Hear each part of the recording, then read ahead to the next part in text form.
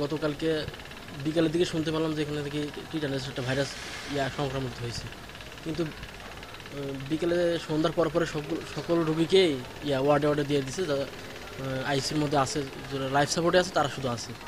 ওই স্যাররা বলছে যে আমাদেরকে জায়গায় একটা ঠিকঠাক করে ওখানে আমাদের এই লাইফ সাপোর্টের রোগীগুলোকে রাখবে। আমার ভাইয়া এখানে আইসিইউতে ভর্তি আছে। তা আমরা গতকালকে বিকালে আমরা শুনতে পারি যে এখানে একজন রোগী টিটেনাস শনাক্ত হয়েছে।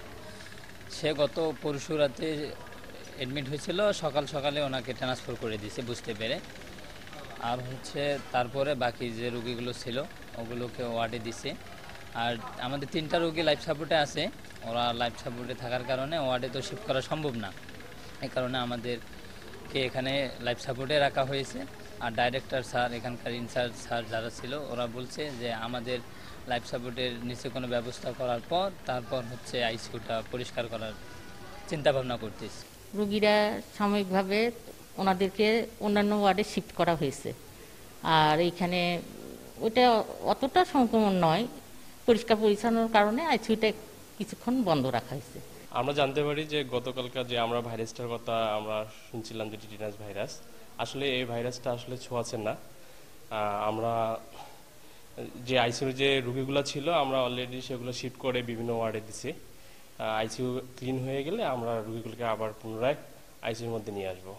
আইসিইউতে একটি রোগী যেটা সার্জারি করা হয়েছিল, সেই রোগীটা ভর্তি ছিল। ভর্তি থাকাকালীন অবস্থায় আইসিইউ ডাক্তাররা সন্দেহ করলেন যে হয়তো বা এটা টিটেনাস রোগী হতে পারে, টিটেনাসে আক্রান্ত রোগী হতে পারে। সেই সন্দেহ করার ফলে আমরা এই রোগীটাকে তখন টিটেনাস ওয়ার্ডে শিফট করা হয়, আইসোলেশন ওয়ার্ডে। এবং অন্য রোগীদের অধিকতর সতর্কতার জন্য আমরা প্ল্যান করেছি যে আজকে আইসিইউটাকে আমরা ফিউমিগেশন করে আমরা পরিষ্কার পরিচ্ছন্ন করব। যদিও এই রোগটা, টিটেনাস রোগটা আপনার শুধুমাত্র কোনো ক্ষতর মাধ্যমে আসলে ছড়ায়,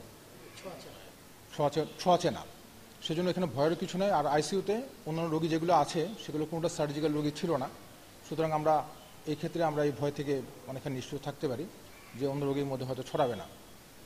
তো আমরা অধিকতর সতর্কতার জন্য আসলে আমরা এই পদক্ষেপটা নিতে যাচ্ছি, যার ফলে আইসিইউটা আমরা ফিউমিগেশনের মাধ্যমে পুরোপুরিভাবে জীবনমুক্ত করতে পারি। রোগীটা আসলে যে রোগীটা ছিলেন সেটা কিডনির সমস্যা ছিলেন, পরবর্তীতে তার হার্টের সমস্যা হয় এবং সার্জারি করা হয় যে তার খাদ্যনালীতে এখানে সমস্যার জন্য।